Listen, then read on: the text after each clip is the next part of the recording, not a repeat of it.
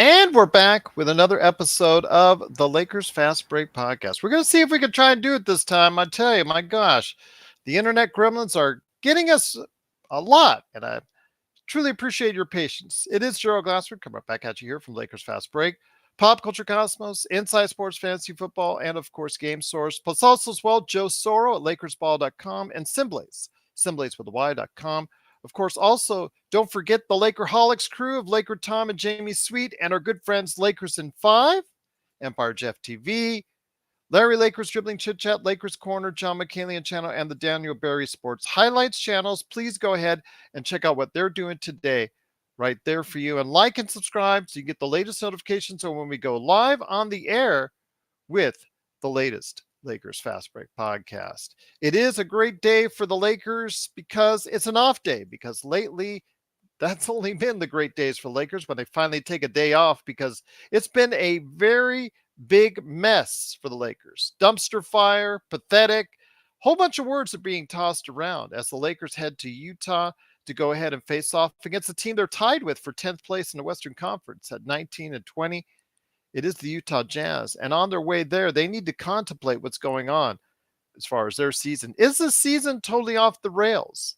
I know a lot of people, including Joe and some of us here on the show, have thought this season is over.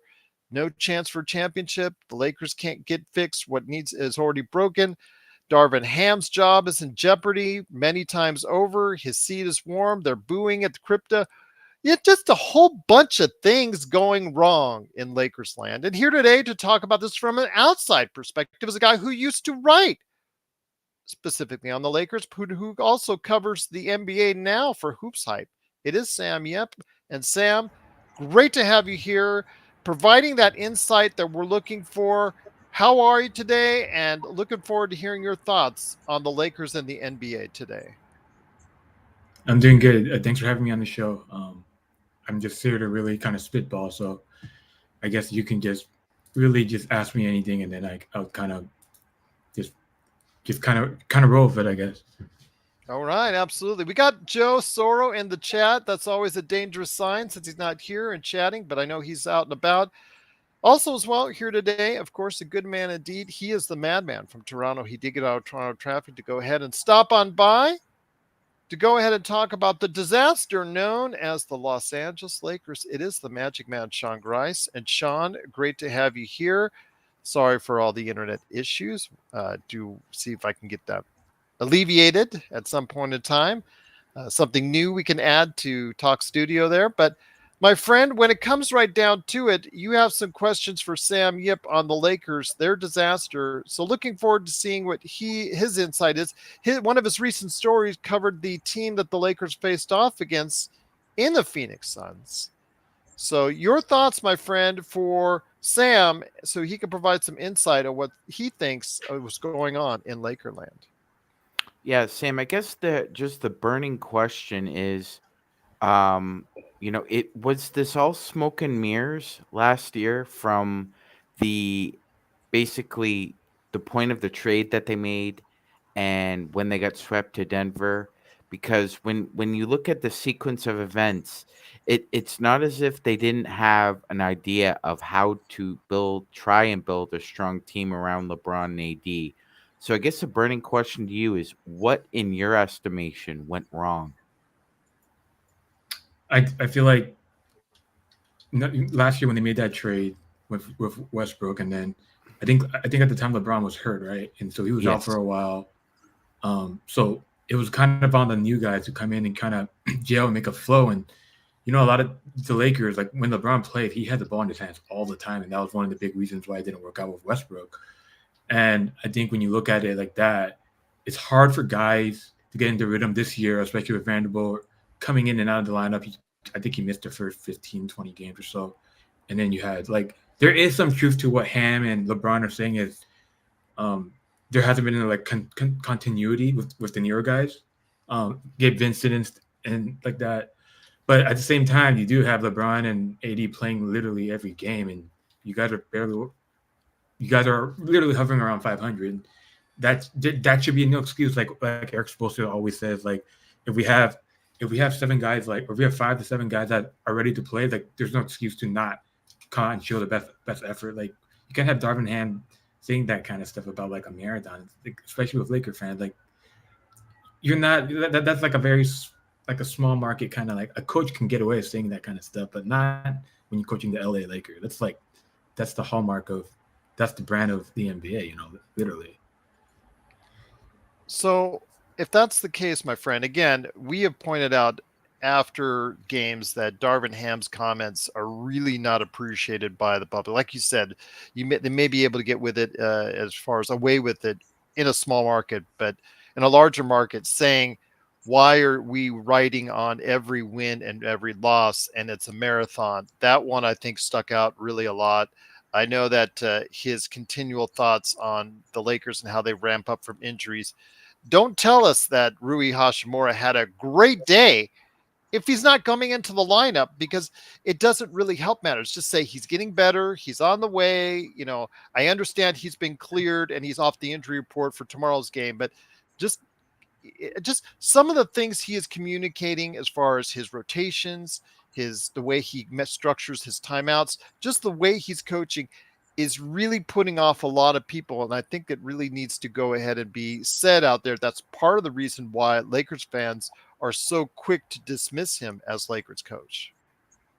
I think the thing too is like from what I'm reading and everything, he's going to be around. He's going to be the Lakers coach next season too. So this is the second year into his 4-year deal, and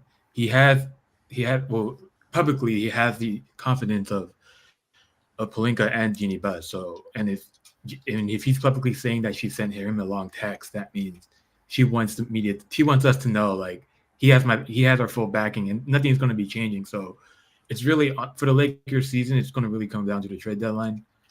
I honestly, with Rui, like he had a good it was 4 weeks in the playoffs, and then he got his deal. Like if you watch his career rise, like he's always been up and down, mostly been downs. And as you see this year, like he's either hurt, like even when he was in Washington, he's either hurt. When he was playing, he was inconsistent. He can give you 18 points one night on an efficient night, and then the last two games before he was traded. My apologies for interrupting. The last two games before he was traded, he got 30, and then he got 0. So exactly. that case in point right there. Please continue. Please continue. It's like feast or famine with him, and then you look at another guy like D'Angelo Russell, right? Like I'm sure Laker Nation and whatnot, like they all hate him.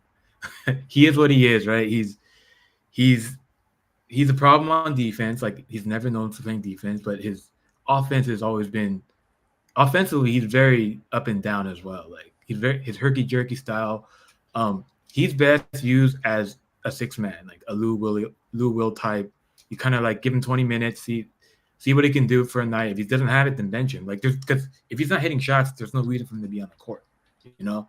So obviously, at this point, the Lakers really need to make a trade. He's probably going to be using that trade deal. I figured his contract right now is $18 million and a player option for the second year. That $18 million sounds like when he signed that, I already thought, this is pretty much a trade chip. It's like he's not going to be with the Lakers like the whole year this season. So he's definitely going to be. I think Rui. I think so I keep hearing about this Zach LaVine thing. It's probably going to be like a Russell, Rui, maybe like a draft pick. But honestly, you can't give up. Zach LaVine is also a guy that doesn't give you much on the defensive end. He's also a guy that's kind of a ball stopper too. So how many ball stoppers do you want to be around LeBron James? You know. So, but the problem is their offense is really bad. Like their defense is still they're in the they're not great, but they're not bad. They're not in the middle either. They're kind of in between like middle and top. But you know you can always you have a good couple like a month stretch, you can get back to the top. But offensively, they need to figure something out because it's a lot of these guys they signed are not working out. Gabe Vincent, Jackson Hayes, Christian Wood's not getting a lot of time right now. He's getting 15, 20 minutes, but then at the same time, Christian Wood on defense is a liability. Like a lot of people, I feel like they always wonder like, oh, this guy's like gives you like a double-double, like if you give him 25, 28 minutes a night, and why do you think he's on a different team like every other year? It's because he's a liability on defense. He doesn't do. He'll give you a nice like fade hook or what he does on the offense end, but right back at you who give up a layup. So I think the Lakers are in trouble. They're at this point with their current roster, they'll probably be fighting for a play-in. So let me ask you this, and I'll bring it back to you, Magic. Once again, it is the Lakers Fast Break. It is Sam Yip from Hoops Hype. Please go ahead and check out his great work today on hoopshype.com. I want to ask you this. When it comes right down to it, what is the league's perception of Austin Reaves? Because Austin Reaves is also a hot button flashpoint among Lakers fans. They see sometimes the gifted moves that he makes, the fact that, as a not a primary ball handler per se, because that has not worked out 100% well, but as a secondary ball handler, as someone who can potentially hit close to 40% from behind the arc, and obviously what he can do as far as his very sly drives to the basket and creativity, that he shows you the highlights as he averages close to 17 to 20 points a game.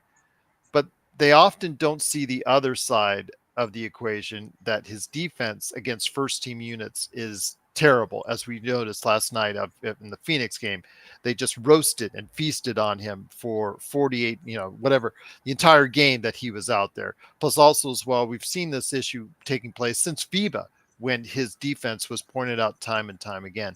What is the league's perception of Austin Reaves? Is he truly thought of as a player that can be a number 3 guy on any team, much less the Lakers? Is that a question for me? Yes. Or yes. Oh, okay. The league around it's pretty positive. I think he would be considered a number 3 on a lot of teams, because a lot of teams don't have a 1 and 2 like the Lakers do. But his defense, yes, it's never going to be great, but I can tell he does put in a lot of work.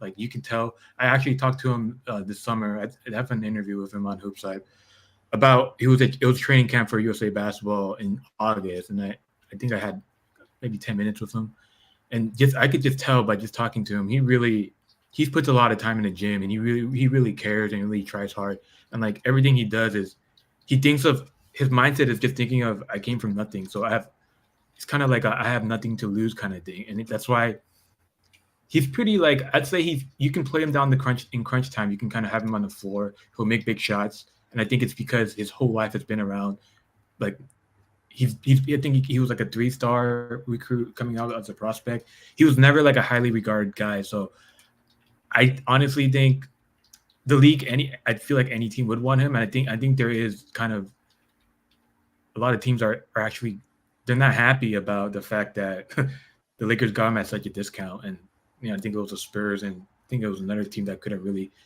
went in and gave him like a close to like $100 million extension, but the Lakers got lucky there, and they're still struggling right now.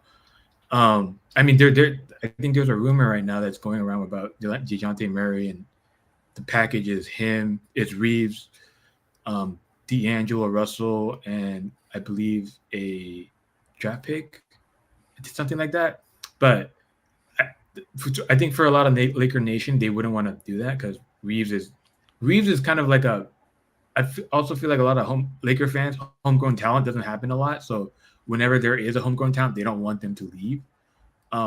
See Alex Caruso.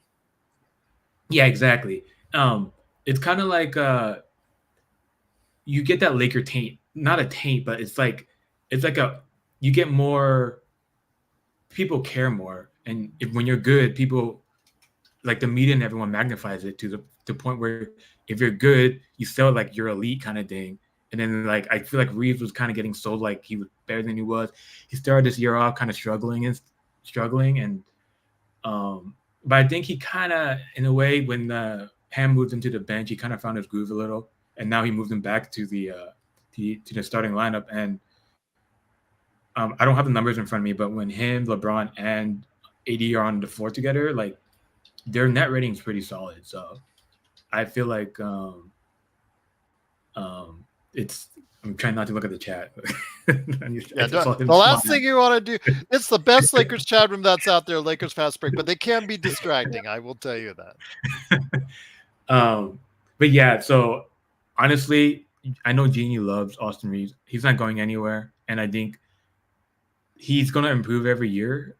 Defensively, obviously, there's a lot of times I do see where other teams kind of just pick and roll, and then they pretty much target him on the defensive end. But I don't think he's like D'Angelo Russell defense, like that level in terms of like this guy can't be on the floor kind of during the playoffs. You can still play him. You can find ways to hide him and stuff, just enough because he provides enough ball handling to kind of put pressure off AD and LeBron. So I think the Lakers will do better if they have him still on the roster with whatever trade they do end up making. Magic Man, what you got for Sam Yip from Hoops Hot, my friend?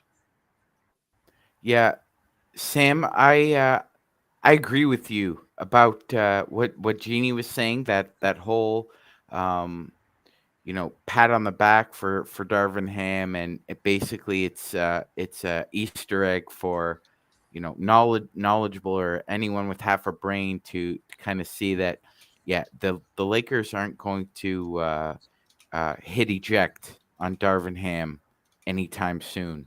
That being said, Sam, and I was saying this the other day, if so a lot of other Lakers platforms, Lakers Nation is trying to blame LeBron for a lot of this situation, and I'm rolling my eyes too because those guys make me laugh as much as you, Sam. The fact of the matter is, it's almost like a pickle matrix, Sam, because there are it seems like there are problems stacked across the organization, not just on the court, but I think it's reflective of the product of why there's like this dysfunction that LeBron was able to cover for a couple years when they signed him, and now it's pretty crystal clear that when the smoke is cleared, they do have problems. I mean, one of the ironies of this whole situation, Sam, is that Jeannie Buss and the Brain Trust decided not to give the job to Ty Lue. And by the way, Ty Lue wanted it, I'm sure, and but they wouldn't give him a 5-year deal. But they gave Darvin Ham a 5-year deal, who wasn't even a coach yet. He was an assistant coach for 12 years, and they gave him a 5-year contract. You weren't even willing to give Ty Lue that, and he won an NBA title. So to me, that it on the face of it, that shows a severe lack of knowledge and instinct on their part. On top of that, my other concern is that for some reason, Sam, and I would love to someone to help me understand this.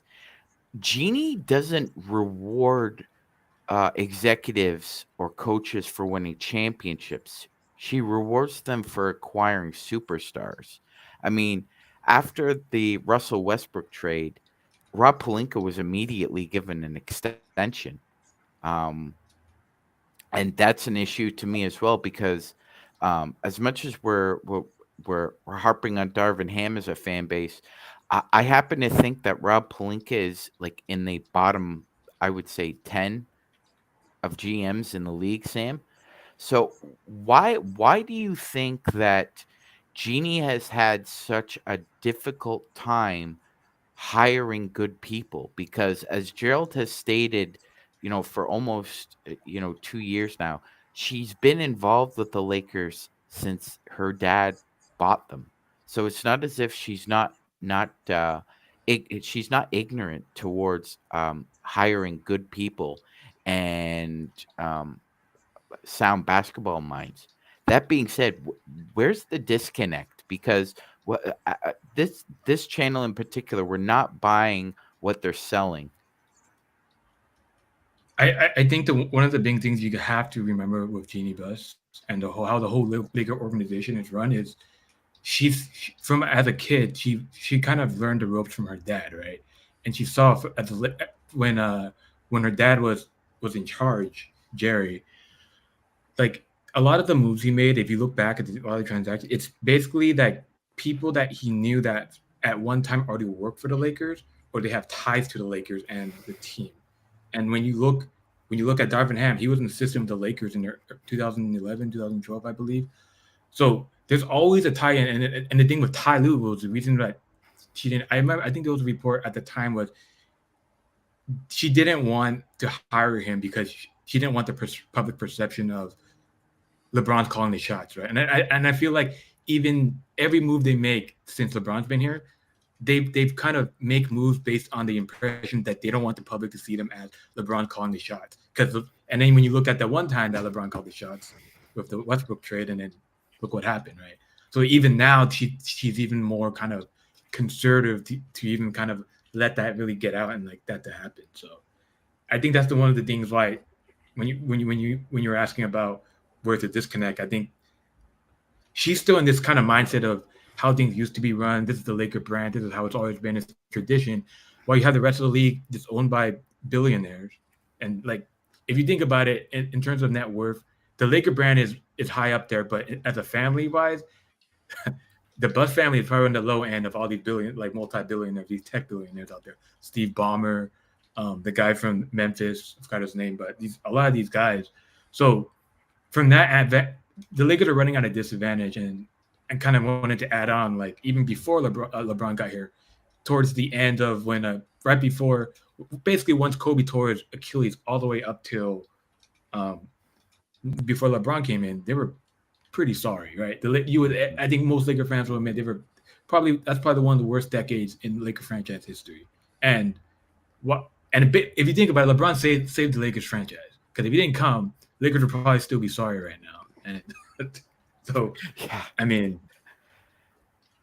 they would be Sam. Like how it is. Like, yeah, no, and we are too, and we've kind of alluded to that as well, Sam. Is that he was able to kind of conceal the dysfunction just enough for a couple years where he managed to make them help the Lakers get their 17th title. And you're right. That's what's amazing to me in this whole scenario is that she's been in, and Gerald has said this too. She's been in this business for 1, 2, 3, 4, 5 decades. And in the time of her ownership, she's made the playoffs 3 times. 1 was a championship. 2 were play-ins, and then 1 you were it's disappointing by any standard you set as a Laker fan or a member of that organization. And I just think that once LeBron, and I think this is the rub here, once LeBron retires, Sam, do you think the kind of the air comes out of the crypt now, because you're basically in the same position you were pre-LeBron, and all the warts are showing themselves? You were able to kind of disguise a lot of your sickness, but now it's all in the open, is exposed for everybody to see. Yeah, I mean, once he retires, or if he's like, I don't even want to deal with this, I'm leaving, the Lakers are going to go back to what they were, because like you look at a team around AD, like AD can't even stay healthy. Like if you watch them play, like LeBron's the one who plays like he's 29 or 30, however old AD is, and AD's the one who looks like he's 40 years old. So and Sam, the Lakers are on a good spot.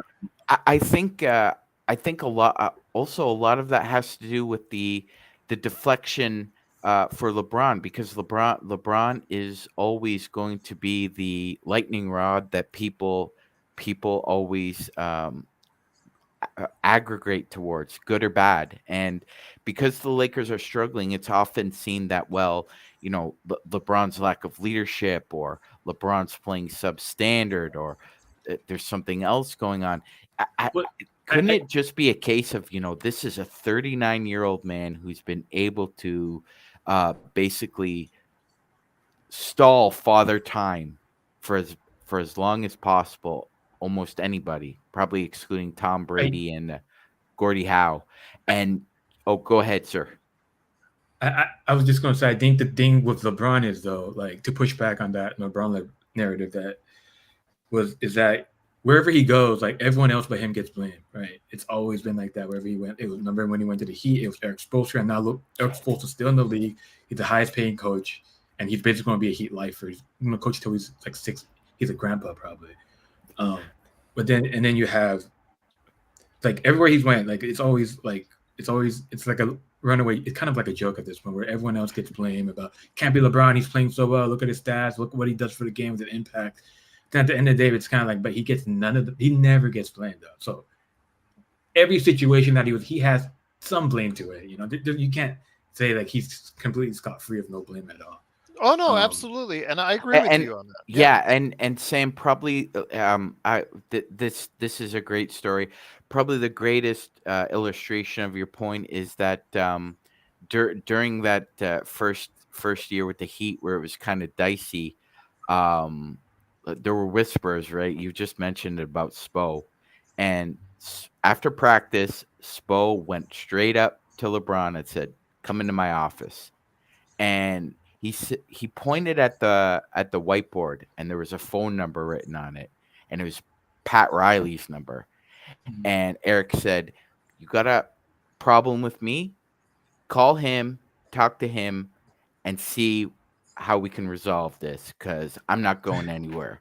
And like, I don't think Darvin Ham has the chutzpah to do that, Sam.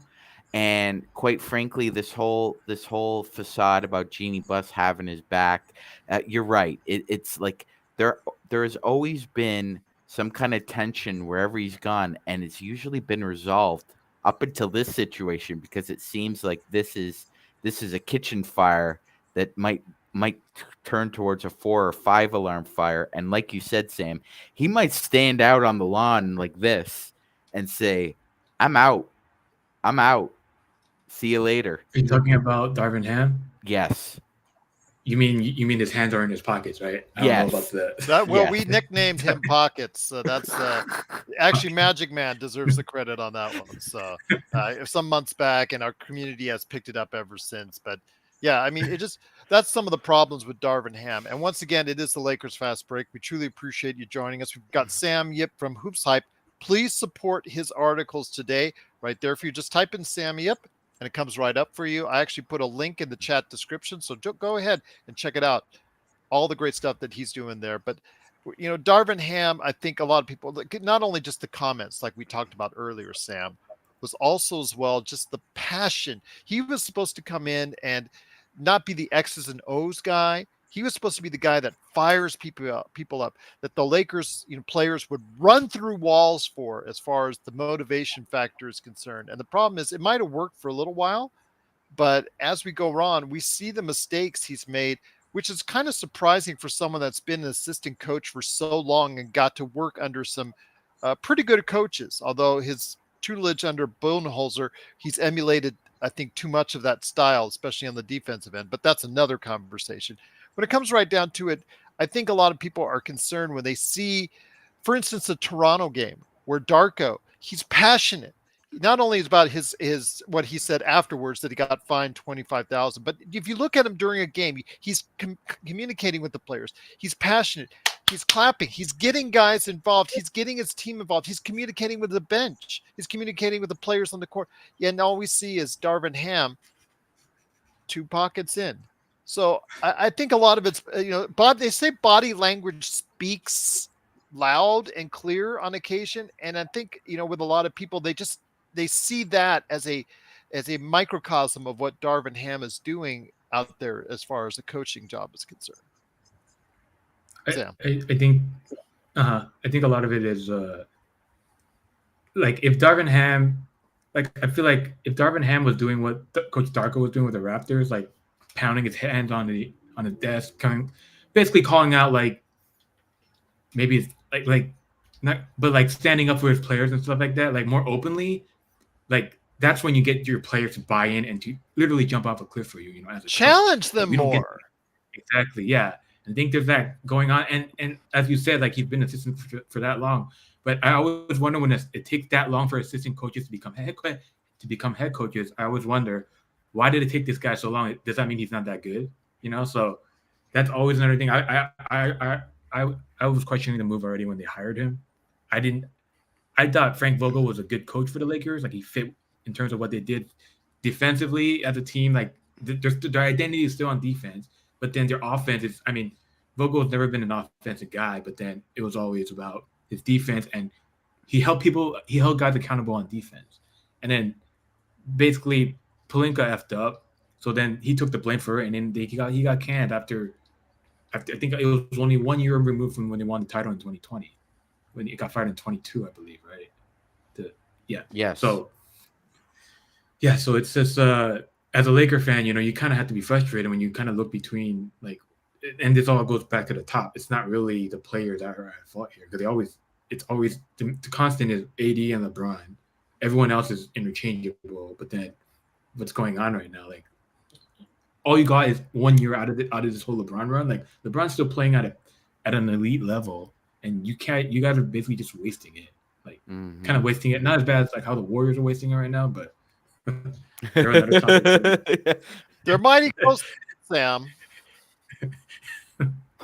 Mighty close to it. So I mean, go ahead. Yeah, no, Sam. I was going to ask you it, and you. I mean, you know better than most, especially in LA. It seems like that there is this bubble wrap kind of around, like Gerald and yourself were talking about Genie's inner circle.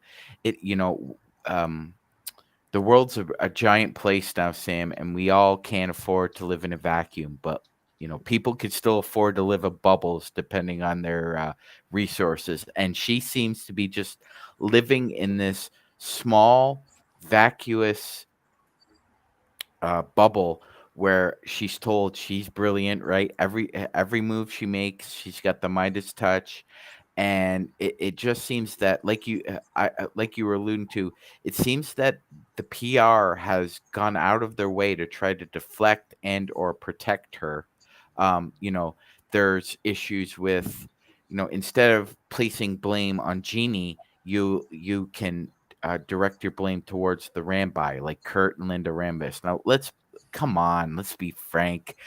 Jeannie Buss makes the final call. Like who are people kidding themselves? But they try and deflect blame to Linda and Kurt Rambis, or any myriad of other people in the organization.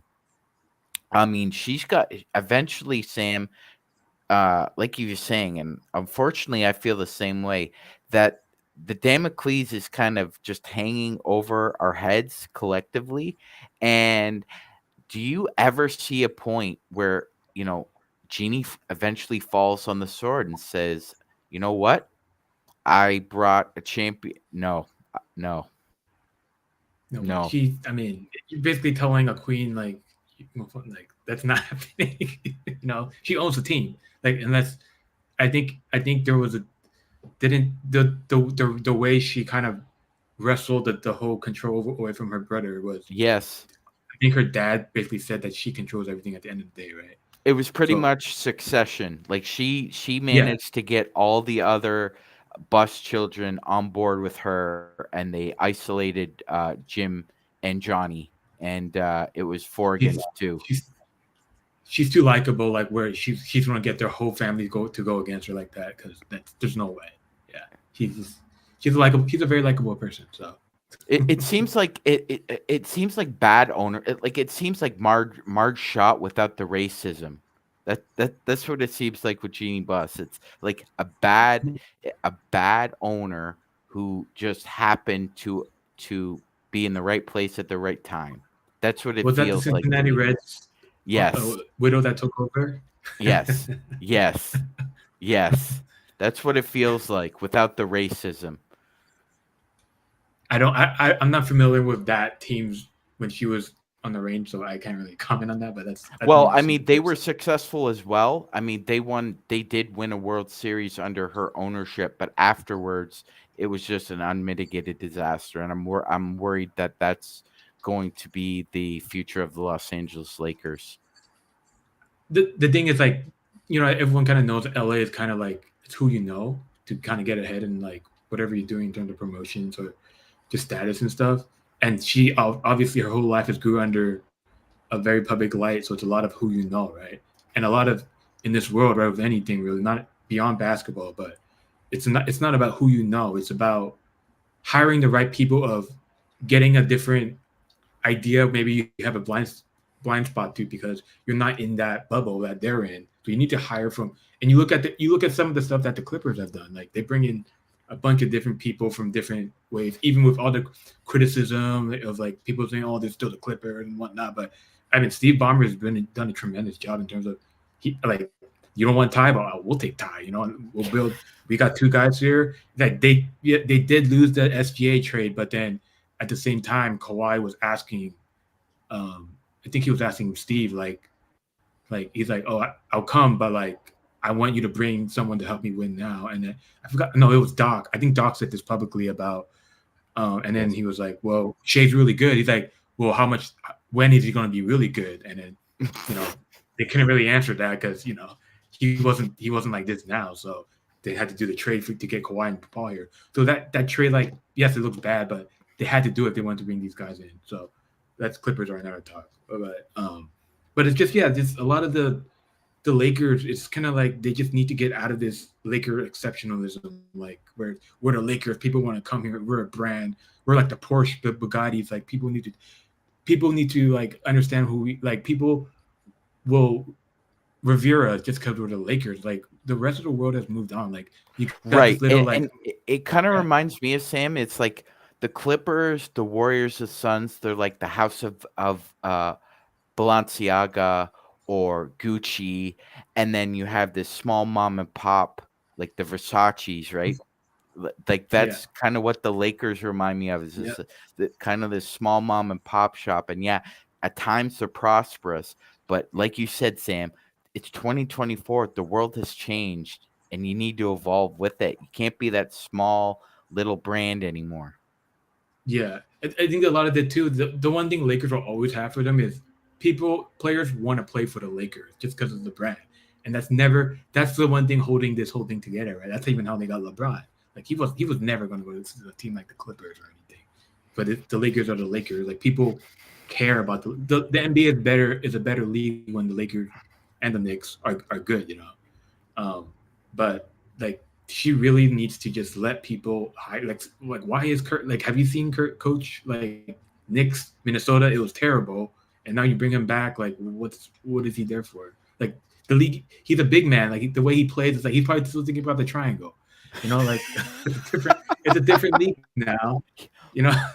so and Pelinka, like you were saying that you think he's the bottom 10.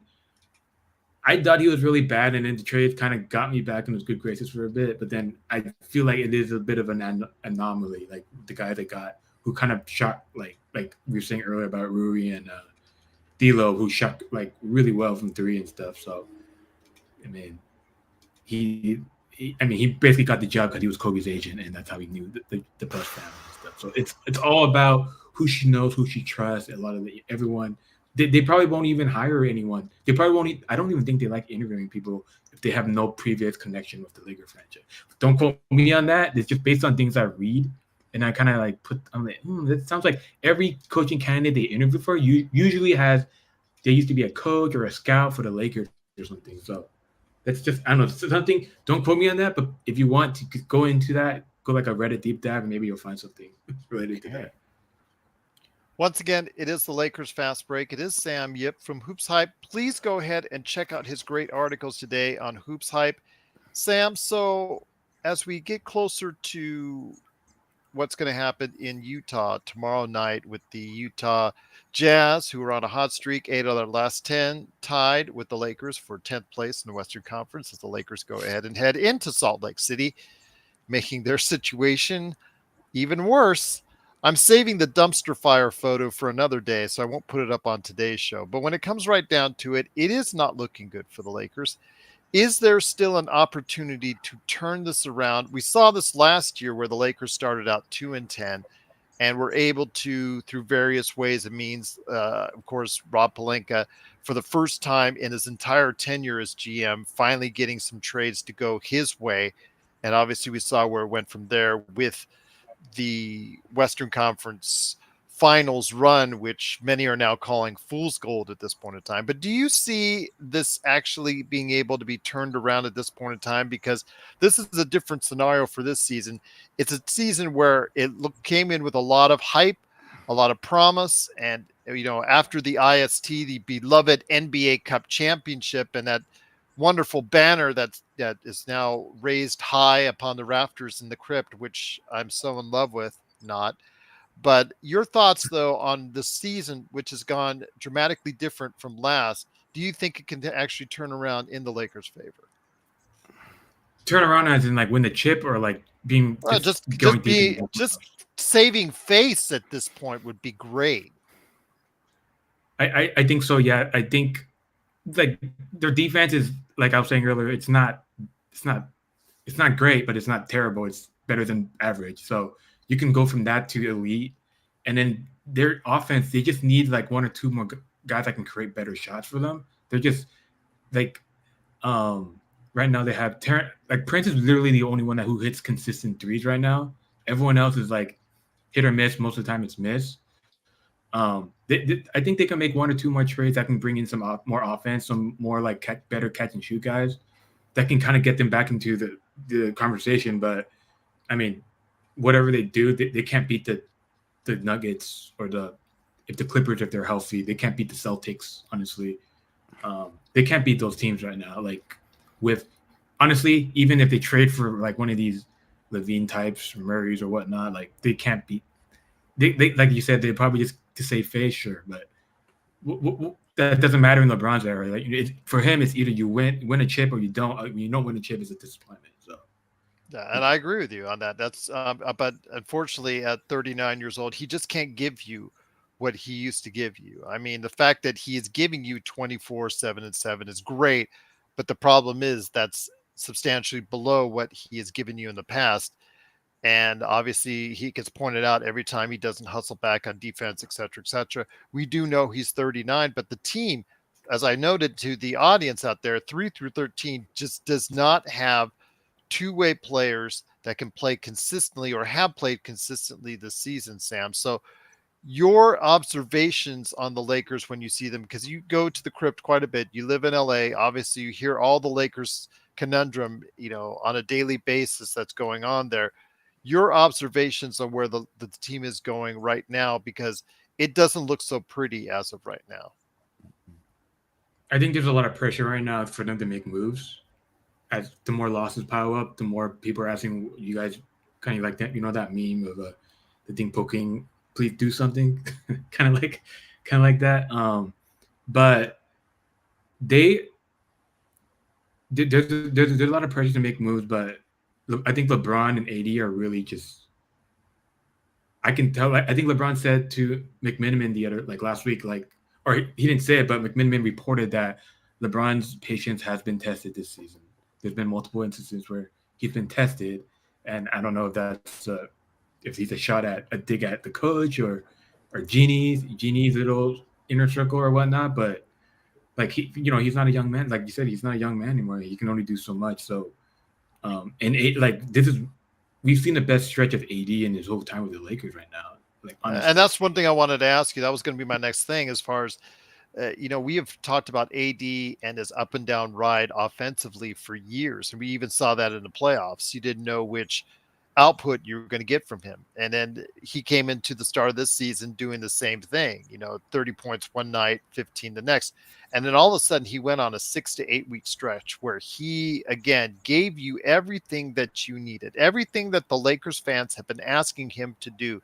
He was doing, and yet we could not field a complete team around him, or a team that could even compete and win on a regular basis. That was not an IST game. So how, I guess, in the LA marketplace, and that you cover the team, you've covered the team before, you cover the NBA. How sad is it that the Lakers are getting this kind of output from Anthony Davis, yet getting so little in return from the rest of the team for it? I think that's the frustrating part, that all the guys are fans, LeBron, probably even Pelinka and everyone are like, how are we still like this when this guy's playing at this kind of a level? And who knows, they can get hurt, like knock on wood, but this is the healthiest they've really been as the Lakers. And they're Both still of like them. playing. Yeah, so it's kind of like it's on the other guys, but at the same time, I think it doesn't help when you look at Darvin's rotations and he's literally still mixing and matching. Where we're getting close to half the season now, and he's still missing and match. I mean, yes, there's been a lot of injuries, but look at other teams have a lot more injuries. Look at the Heat. I mean, obviously, Spo's a way better coach than him, but like you have an assistant, you have an assistant kind of team, assistant coaches around your team that have experience in terms of rotations. Like I'm sure they have numbers to tell you like play this lineup, but I don't know what he's doing because one night you can have Christie playing 25 minutes, next night you might get 8 minutes, and then same with Christian Wood, and then it's just like please have a solid lineup. Like at this point, like D'Lo should have been coming off the bench way before the current. Like he should have been trying to be like the sixth man. What I was saying earlier about giving just a little bit of time, and kind of like I forgot to mention earlier about the trade. Like from last year when they got D'Lo, like they really could have just got Mike Conley instead. They wouldn't be in this trouble right now. But they decided, hey, how about we give you let's get Timberwolves involved in this trade and give you Conley, and we'll take D'Lo. And I mean, look at the Timberwolves right now. I mean, they're doing really well with Conley, and Conley doesn't turn the ball over, and he doesn't take wild threes. He's a very good catch and shoot shooter, and he's a ball handler. So that's what the Lakers need. And Pelinka dropped the ball on that one because they could really just have gotten Conley. Well, we have mentioned that, the numbers on and off when D'Lo was in Minnesota, the team was actually better with him off the floor than on the floor. And that, I think, would spoke volumes. And you're right. Mike Conley has been a very stabilizing factor for them. And we mentioned this, I think, about a week ago, Magic or so, about how Mike Conley has been such a great source of stabilization for that team and could have been such for the Lakers. But, in the zest for Rob Pelinka to go ahead and make these moves. Obviously, hindsight is 2020, and it's proving there. But Magic Man, any more questions for Sam before we head on out, my friend, and before he tells you exactly everything that he's up to at Hoops Hype? So Sam, we've talked about how Genie is obviously not going to relinquish control of this situation, no matter how bad it gets. Or how many billions she's offered. Completely understandable. I mean, nobody's under any illusions unless they sell the team, which is basically improbable at this point. But the fact remains is that Darvin Ham's flaws as a coach are known to just about everybody at this point, outside, even inside and outside of the Lakers. I think it would behoove them to be smart enough to understand, like you said, you need to put great assistant coaches around a flawed head coach in order to try and cover up those flaws. I mean, just a different sport, right, Sam? But last year, Nick Sirianni had two great assistant coaches, and the Philadelphia Eagles managed to almost win a Super Bowl. This year, he has, not very good assistant coaches, and it's been reflective in that the Eagles have been leaking oil for about 6 weeks.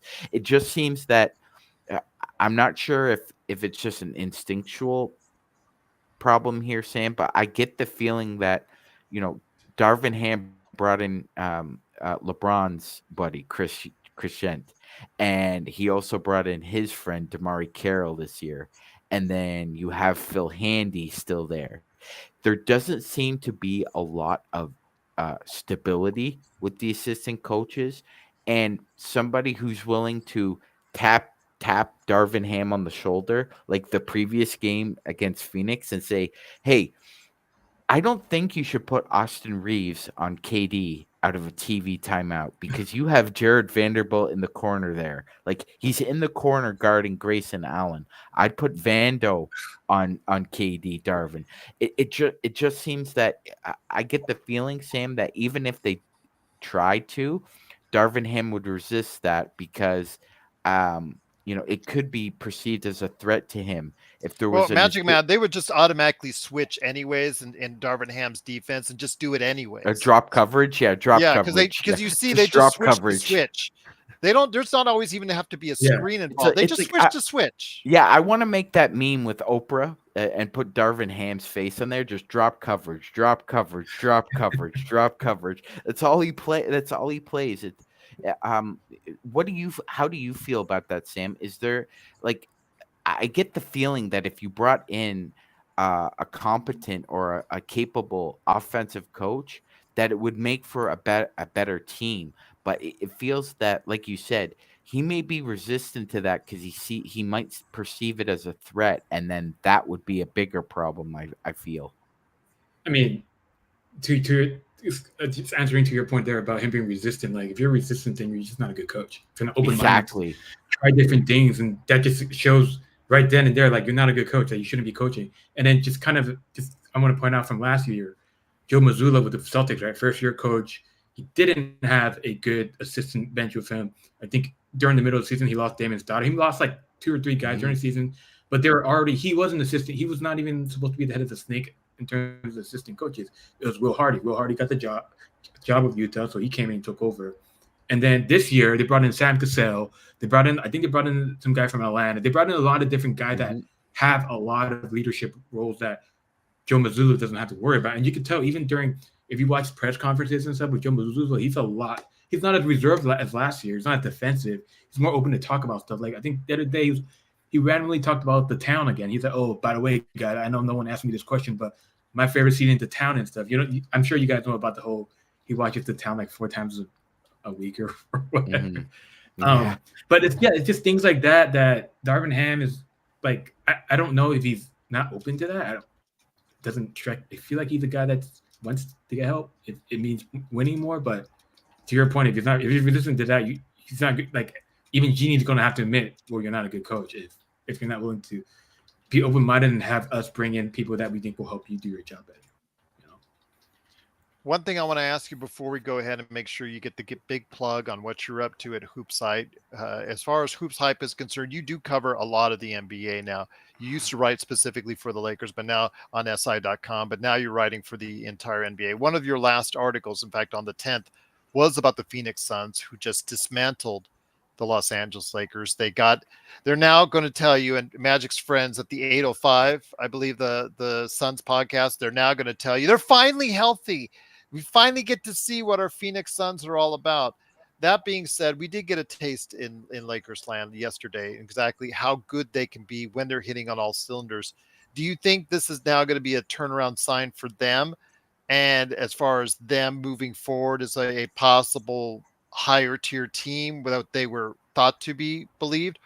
And then also some of your early perceptions on the NBA as we head to the halfway point of the NBA season. I think a lot of the things with the Suns comes down to obviously they have to get those 3 guys on the court as much as possible because the net rating on that is very high. I think it was 8 before yesterday's game, but definitely a lot higher after last night's game.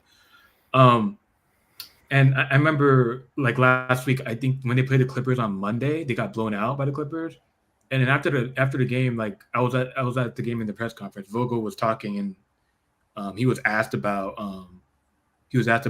what do you people asked the media we asked him like are you worried about this because you guys literally just got blown out, and he said he's not worried.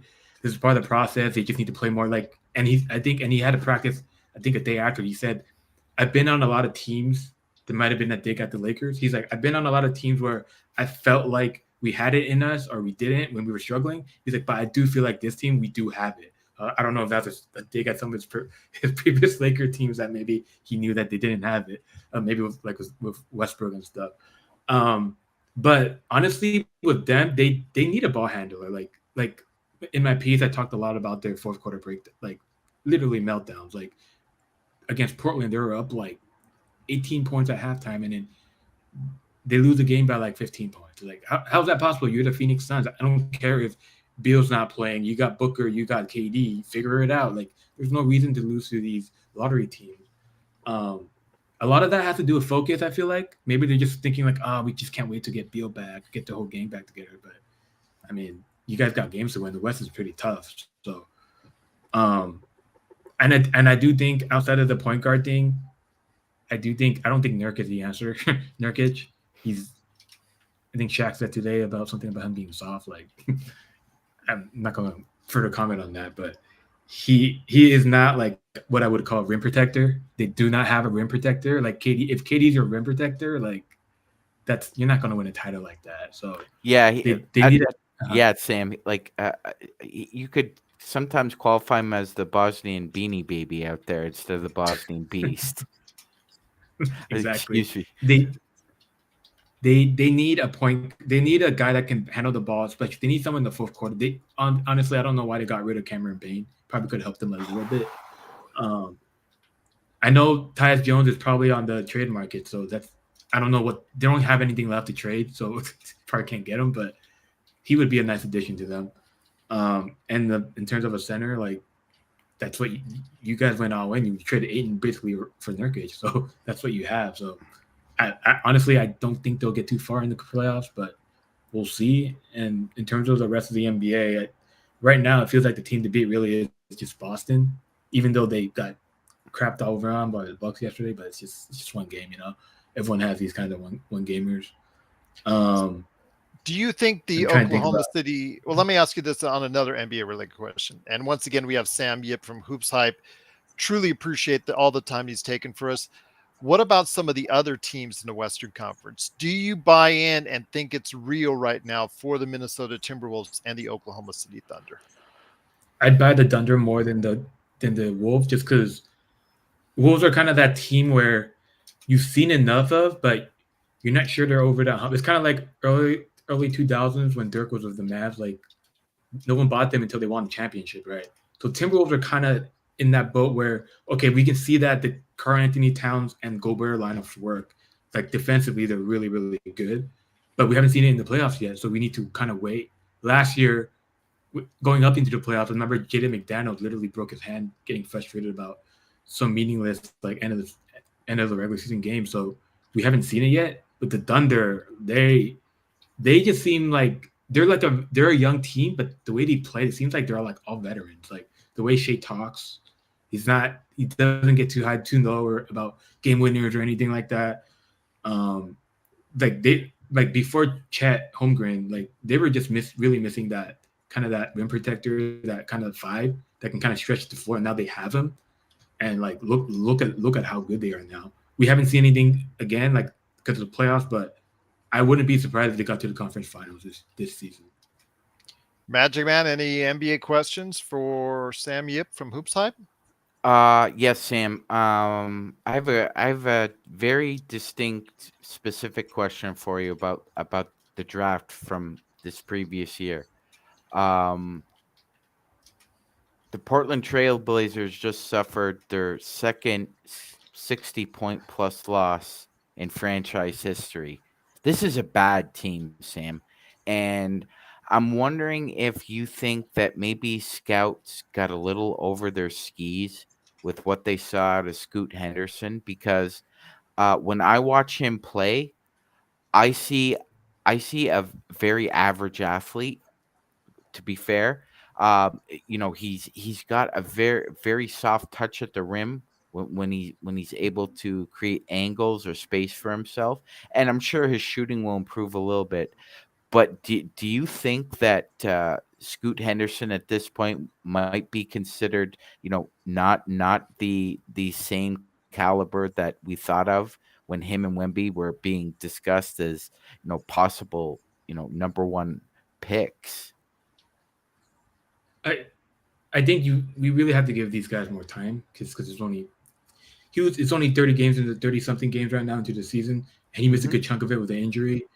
I remember Chauncey Billups talking in pregame. He was just saying that we just need to kind of be patient with Scoot. Like, I think when they brought him back, they brought him off the bench. They're really kind of like babying him. They're not kind of throwing everything at him at once. So I wouldn't say, obviously, that whole Wemby and Scoot thing was totally media driven. Like, that was very stupid. Right. Like, that was if stupid, you know basketball, you knew that was like, come on, what you really comparing this to like a generational talent? But I do feel like you just give Scoot time. I mean, I feel like Scoot is like the worst case for him, which would be like pretty bad to go for number two, would be like a 6-man role. Right. But I do see him as like a starting caliber point guard. Like he has a skill set to be good defensively, and I think he already has like good instincts in terms of defense, like Yep. in terms of where to kind of like jump passing lanes and stuff. Well, Agreed. let me add Offensively, this, if I may. My apologies. Let me add this. We see the development this year for a team that is surprising in the Eastern Conference in Orlando and Jalen Suggs, who I was super high on coming out of college, who injuries and just did not put it together. Could you see a similar scenario for Scoot Henderson 2-3 seasons down the line? they're different players, but I could definitely see him. It might take Scoot a little bit more time. Like he's a very coachable guy. He doesn't have an ego or anything, not yet at least. You know how these NBA guys. But he definitely. I could see him being like taking that leap. Hopefully, not doesn't take him into his third year, but maybe we'll see something the end of the second half of this season and going into next season. Okay, fair enough. And then last but not least, as far as the Eastern Conference, want to go ahead and touch on that because obviously just Denver's just cruising right now. We see the highs of Oklahoma City and Minnesota in the West. And then, of course, you talk about all the other teams as far as Dallas, what is Phoenix going to do, et cetera, et cetera. But in the East, it seems like it's been a runaway within a select amount of teams. You could go ahead and throw Philadelphia in there possibly with, of course, Boston and Milwaukee. At this point, do you see anyone else challenging them, or is it just between those three right now? Or do you think it's just Boston's to have at this point? I think regardless of the Miami Heat's roster, you still got to throw them in there just because no one saw last year coming, right? So we can't discount them. Other teams in the East, you said, right? Orlando is there anybody is playing really well. In terms of to challenge them, not a chance. Like I don't even think the Sixers are in the same category with the Celtics by themselves. They're in their own little thing. And then the Bucks, and I think Bucks and the Sixers I feel like are kind of in the same box. But honestly, the Celtics, I can't even think of one of their weaknesses at this moment because they literally have 1-5. They can really 1-6 really because they have Horford coming off the bench. And now if the thing with them is if Porzingis gets hurt because he has injury history. If he gets hurt, then there might be an opening for another team to jump in. Maybe the Heat again, maybe the Bucks. But the Bucks got worse when they traded Jrue Holiday away. I think that whole Dame Lillard thing they did it really to appease Giannis. But when you look at the whole team and how they needed Jrue kind of on that front end defensively because they're really asking Malik Beasley cannot be your on-ball defender or really like. That's why he couldn't play with the Lakers last year. So I'll tell you what, though, you've been sensational on today's show. We truly appreciate your insight. Magic Man, any last questions before it's the magic pitch time from Sam Yip from Hoops Hype? Yeah, Sam. At this point in time, there are a handful of teams that we know are going to be sellers at the trade deadline. Probably the name that's the most hot to trot for any contender would likely be Alex Caruso.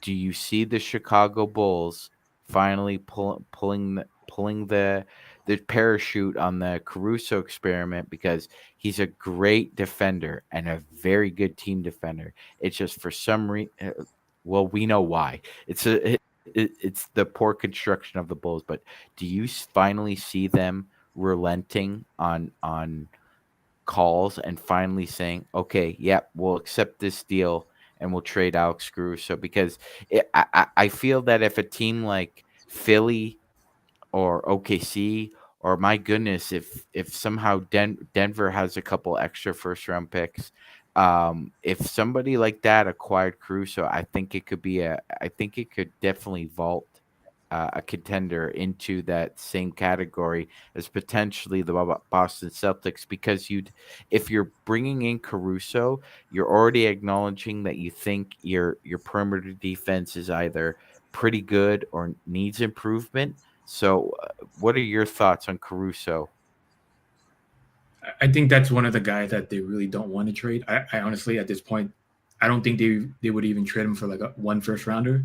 Maybe if we're talking 2 first rounders, they might even consider. Like that's probably the going rate right now with them. It's like I know for not for a fact, but based on because I work with the rumors page on Hoops Hype, so things based on what I read. But one, they definitely want to let go of Levine, and then probably Nikola Vujovic, and then probably DeMar even before Caruso. So Caruso, I can see them wanting to keep in terms of kind of going on with the Kobe White movement in terms of the next kind of like a realignment of their team. Right. But I really don't see him going anywhere, honestly, just based on how much they love the guy. Okay. I tell you what, we love him here too, and still comment on it every week how much we miss him here. Also, Ivica Zubats, we miss quite a few of the mistakes the Lakers have made in recent years. Sam, before you head on, we have a great question from one of our great mods, Kurt Affair. Sam, where do you see Pascal going? The relationship with Toronto seems to have soured. Great question, Kurt. Huh. I can see him going either to the Warriors, the Mavs. Wait, well, yeah, I guess they got a new ownership. I'm trying to think of teams that he's willing to stay because the Kings are off them because he wasn't willing to do the Kings, and possibly maybe the Hawks. Well, I don't know. They're trying to rebuild, so I'm trying to think of Orlando maybe, or if OKC can have him really because they have so many picks. I don't.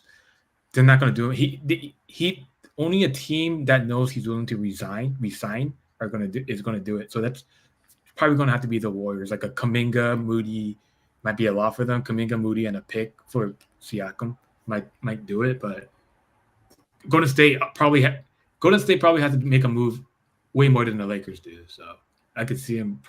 I would say Golden State really, if I had to get into my head. Yeah, I mean that's the team that's been really. I have a couple friends who are Raptors season ticket holders, and they say they see a lot of Warrior scouts at Raptors games in the past 6 weeks. So I think you're right, Sam. It sounds like the Warriors really are kind of circling in on Siakam. Yep, you're right. Well, I'll tell you what, though, it's been great having you here. It is Sam Yip from Hoops Hype. Truly appreciate you stopping by. Hopefully, if you are able to, we'd love to have you come back on at any point in time, whenever it is you're available, to go ahead and talk to us. We're trying to do shows as many days a week. In fact, we're doing shows 7 days a week right now. So we always have time for you. It all depends on if you have time for us, and we hope down the line that you do once again for us. But before we head on out, it is the cheap plug time, so go ahead and let everyone know what you're up to. And everybody out there in the audience, whether you're watching or listening, please check out his great articles today on Hoops Hype. But let us know about everything that you're up to right now for you out there, whether it's Hoop Hype or anything else, my friend. Yeah, so Hoops Hype, I mainly do a lot of Q&As, like interviews with mostly players, sometimes coaches, execs. I think I did one with Nikola Jovic last week. I have a couple other ones coming up soon with some players. And I also I'm on the rumors team. So if you guys are familiar with Hoops Hype, rumors page is pretty much the reason why people go on Hoops Hype. So I'm pretty much kind of at a job. I kind of have to know what's going on in terms of every single team. So that keeps me really busy. And that's usually what I do. And sometimes I do like analytical articles like the ones you mentioned, Jared, about the Suns. I had one about the Clippers a couple weeks ago. And I'm probably going to continue to do that kind of stuff. So those 3 things are the things I mainly focus on with Hoops Hype. And also, since this is the plug time, actually, I have a book coming out in April of this month.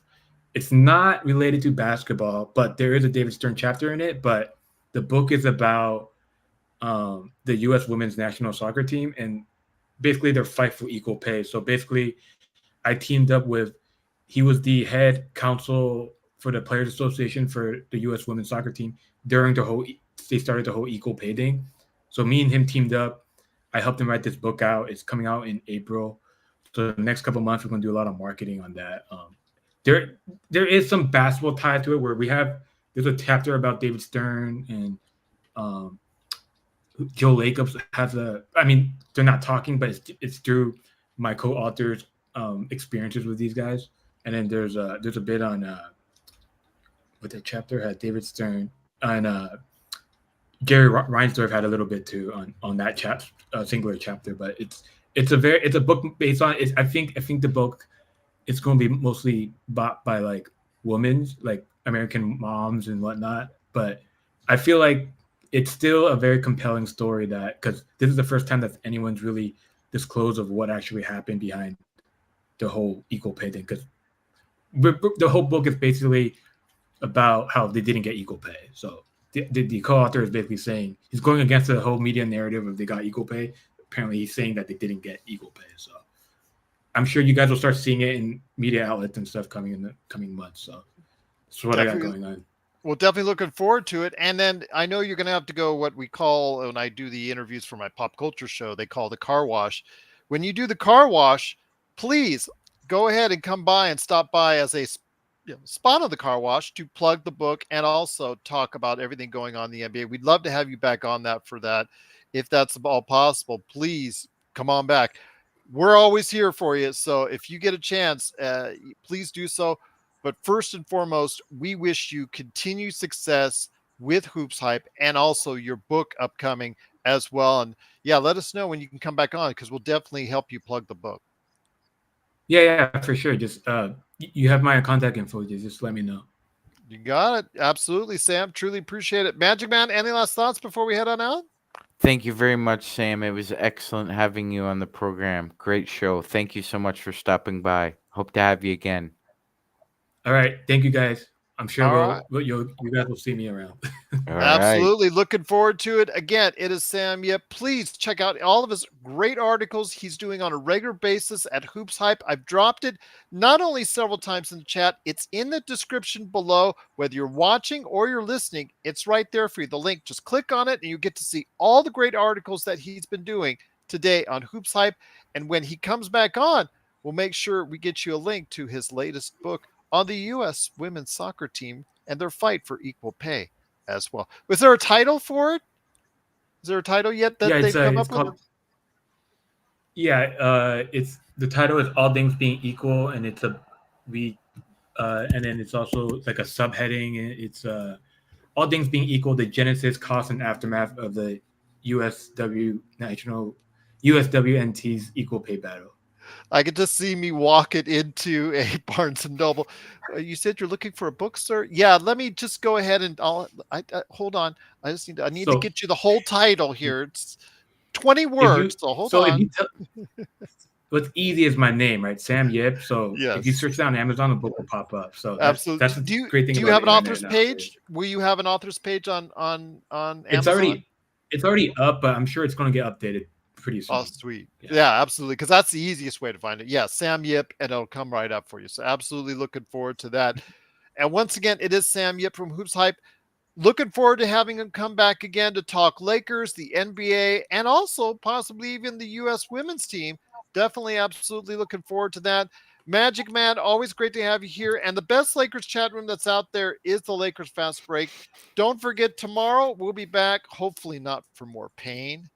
Hopefully for a great win on the road as the Lakers head into Utah against, again, one of the hottest teams in the NBA. Already did it with the Clippers. Now they're going to have to do it on the road in Utah. Can they win? Find out. We'll do the pregame, obviously the best postgame in town, and also as well the simulcast that we've been doing off of playback.tv/Lakers Fast Break. So for Sam Yip and Magic Man Sean Grice, it's me, Gerald Glassford. Thanks so much for watching and listening.